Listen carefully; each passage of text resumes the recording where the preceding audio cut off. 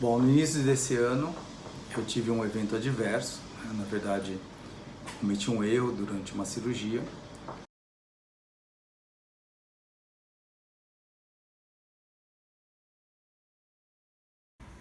Nós já tínhamos iniciado a cirurgia, auxiliado a equipe na paramentação, na entrega de materiais, a equipe de anestesia, então estava tudo muito tranquilo. Quando foi o momento da conexão, eu me lembro que o sangue que veio pelo circuito começou a vazar, vazava pela máquina, vazava em torneirinha, a gente não sabia de verdade o que estava acontecendo. A equipe começa a ficar desesperada. Me lembro da perfusionista com a mão toda suja de sangue. Eu me lembro de trazer a luva para ela, o par de luva, e insistir para que ela utilizasse. Nesse momento, ela tampava com a mão, com os dedos, as torneirinhas do circuito. Era o desespero dela e também da equipe. Nessa hora o médico sai do campo cirúrgico, também vem para a máquina para ver o que estava acontecendo, e não entendendo o que acontecia, ele sai no corredor do centro cirúrgico com a mão na cabeça, desesperado, na verdade desolado do que ia acontecer. Eu me lembro do desespero da gente, de tudo que tinha acontecido, e minha primeira atitude após ali estabilizar um pouco foi ter ido ao setor da qualidade e ter dividido com eles. Era uma forma de eu pedir ajuda, mas o desespero era tanto que eu só conseguia dizer que a gente ia perder um paciente.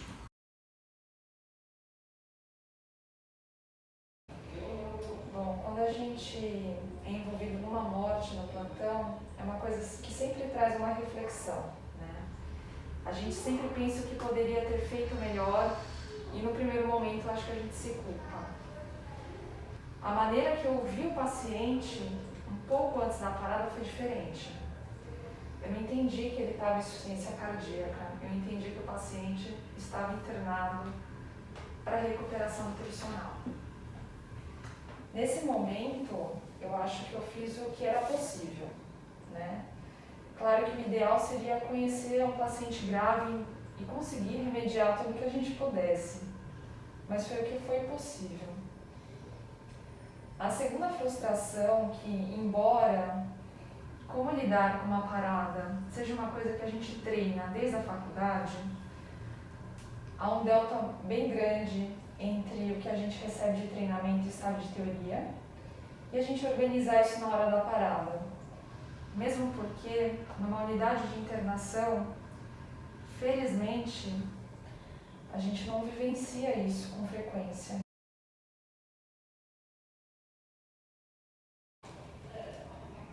Eu estava cuidando de um paciente, de uma criança, e fui para o meu horário de café.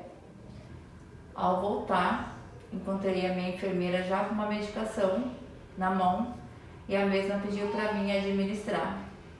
Tendo entendido ela que a doutora falou que era para administrar um Precedex em 1 hora. Questionei para ela a prescrição, ela falou que a doutora tinha pego a prescrição. Quando eu saí do leito, eu tinha olhado o monitor, a criança estava com uma frequência cardíaca de 132. Quando eu voltei, ela já estava com uma frequência cardíaca de 74. Avisei para a enfermeira que achei que tinha baixado muito rápido a frequência cardíaca dela. Os batimentos estavam baixando muito rápido e pedi para a enfermeira comunicar à doutora. E aí a enfermeira foi conversar com a mãe, tentando explicar que era normal, que a reação da medicação era essa mesma. Isso demorou mais ou menos uns 10 minutos, até que a médica foi no leito. Quando a doutora chegou no leito, eu também entrei no leito e no momento da discussão a doutora foi e falou, mas não era para correr em 1 hora. Foi acionado a UTI, desceram da UTI, funcionando todo o acesso na criança. Foi acionada a farmácia, verificaram que não tinha antagonista para a medicação, que realmente a gente tinha que esperar o tempo de ação da medicação para ver o que ia acontecer com a criança. A criança foi para a UTI. No momento meu sentimento era de impotência. Eu me senti no lugar da mãe. Para mim, eu era mãe, uma pessoa leiga, que não tinha entendimento, que não entendia da enfermagem, que não entendia da parte médica, que não sabia o que estava acontecendo com a criança. No primeiro momento que eu conheci essa criança, já percebi que se tratava de uma criança extremamente frágil, uma criança que, para qualquer procedimento, eu já sabia que a gente teria que fazer com cuidado, né? Uma criança portadora de síndrome de Down. Quando chegou no sábado, eu peguei plantão, eu até me assustei quando eu recebi o plantão dele ainda permanecendo lá. E assim que eu terminei de pegar o plantão, eu fui até o quarto para avaliar essa criança. Recebi informação de que já tinha tido algumas intercorrências durante o dia, de vômito e pouca aceitação de mamada. Entrei no quarto, avaliei a criança, conversei bastante com o pai. E aí, avaliando, realmente, eu consegui perceber nitidamente que a qualquer movimento que a gente fazia de palpação abdominal e com as perninhas dele, ele realmente, apesar da pouca reatividade dele, ele reagia com a dor. Foi quando eu conversei com o pai e falei, realmente a gente percebeu que tem uma alteração aí, eu vou chamar a médica para estar vendo junto comigo. E ela avaliou esse raio-x e achou que não tinha, assim, não percebeu nenhuma alteração e liberou a mamada. Umas 3h15, mais ou menos, da manhã, que iniciou a oferta da mamada desse horário, ele teve o vômito e, pelo que a gente entendeu, uma broncoaspiração e já entrou em parada. A criança estava extremamente descorada, já praticamente sem perfusão. Voltei, passei pelo postinho, já liguei em outro andar, pedi ajuda, peguei o carrinho, tudo num desespero, porque a gente fica muito assustada, né? Era uma criança que a gente sabia que não estava bem, mas que não imaginava que fosse ter essa gravidade assim, de uma hora para outra. Peguei o carrinho, na hora que eu virei com o carrinho ali em frente ao elevador, o monitor caiu. Foi um atendimento muito difícil, um atendimento que todo mundo já chegou. A impressão que eu tenho é que assim, a partir do momento que eles assumiram, parece que a situação ficou mais tensa ainda. Né? No primeiro momento a gente leva aquele susto, depois vem a frustração, né? Medo do que vai acontecer com a criança, que até então não tinha um desfecho ainda, uma tristeza enorme. Depois que eu subi, tomei banho, deitei, a gente fica com um nó no peito que só passa depois que a gente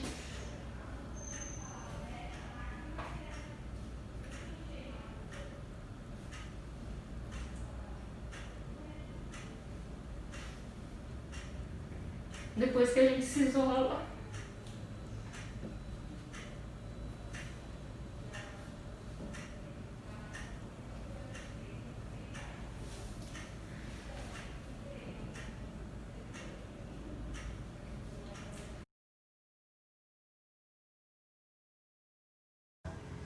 Eu queria tentar reverter aquela situação. Eu queria que alguém chegasse lá e falasse, eu achei a forma da gente reverter. Então eu não conseguia pensar em punição. Mas eles me acolheram muito bem, não comentaram nada. Quem comentou só coisa positiva e foi muito tranquilo.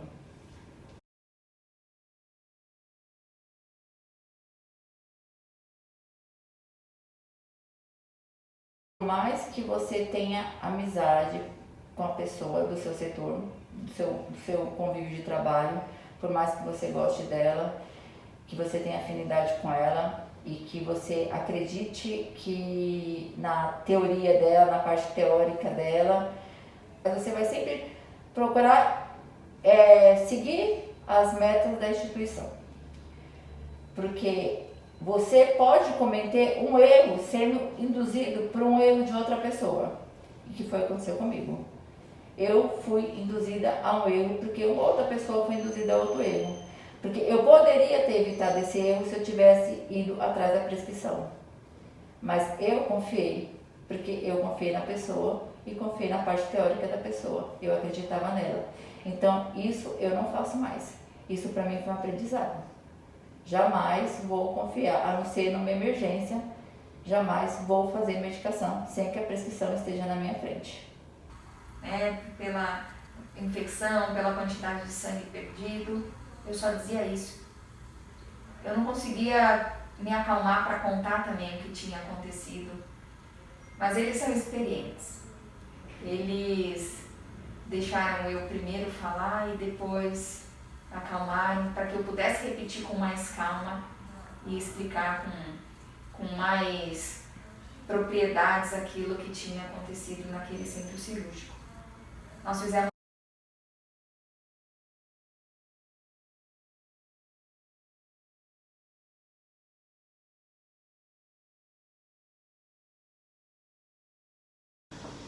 ficou então o medo da família, né, do que a família ia pensar, se havia algum processo médico por conta disso, né? E também o medo do que os colegas, né, da instituição iam pensar, principalmente dos coordenadores médicos, né, dos coordenadores clínicos, né, da diretoria do hospital.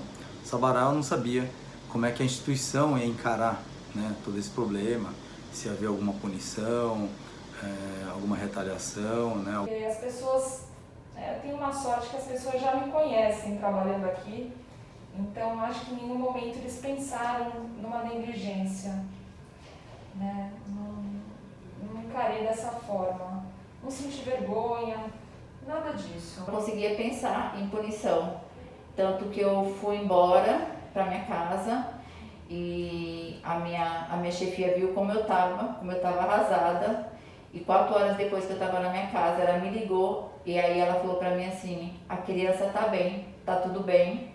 Eu liguei na UTI, tá tudo bem, eu tô te ligando para te confortar, porque eu vi como você tava.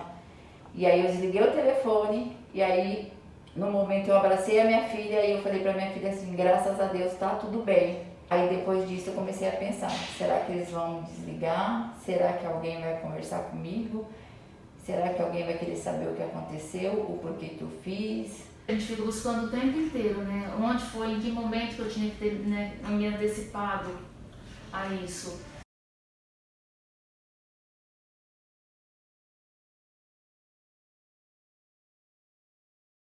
Eu fui amparada pela instituição, em nenhum momento eu fui julgada como alguém negligente, que errou, né? E todo mundo compreendeu que, enfim, era uma situação difícil que não funcionou conforme a gente gostaria. Mas em nenhum momento eu me senti desamparada pela instituição, muito pelo contrário. Eu ouvi vários colegas de pessoas próximas e não próximas que acabaram sabendo da situação, né, porque acabou ficando notório, e senti que eles perceberam que era uma situação difícil e que seria difícil para todos. Consegui expor o que aconteceu, eu contei o ocorrido. Tanto eu quanto as outras pessoas envolvidas, a gente foi muito bem acolhida pelo pessoal da qualidade.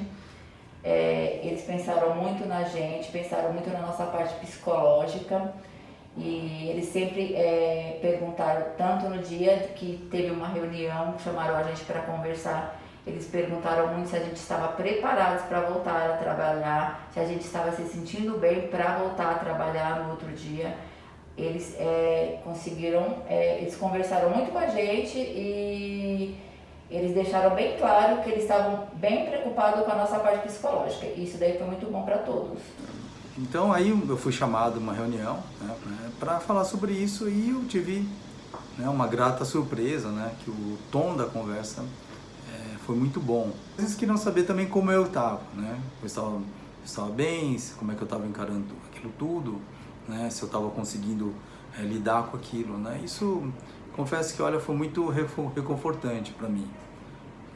Aí depois eu fui chamado numa segunda reunião, né, no qual foi chamado toda a equipe, né, que participou da cirurgia, tanto a equipe médica quanto a equipe de enfermagem circulante, né, para entender, né, tudo aquilo que aconteceu, né.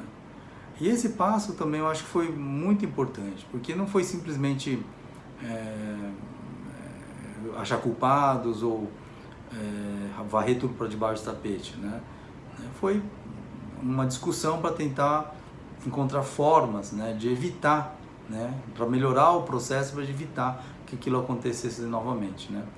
E você participar de uma discussão dessa, você acaba sentindo que de alguma forma a sua falha está contribuindo para que aquilo não aconteça novamente e possa, né, nessa próxima vez, né, com algum outro colega ou comigo mesmo, né, ter um desfecho, né, ruim, né. Então só você sentir que você está podendo contribuir com isso, né, eu acho que ajuda, né, você a diminuir, né, aquele seu sentimento, né, de falha, de que falhou, né, e ajuda a digerir melhor, né, tudo isso, né. Então eu só tenho a agradecer a instituição Sabará, em nome dos seus diretores, né, pela acolhida e pela forma como tudo isso foi conduzido, né, e torcer, né, claro, para que isso nunca mais aconteça.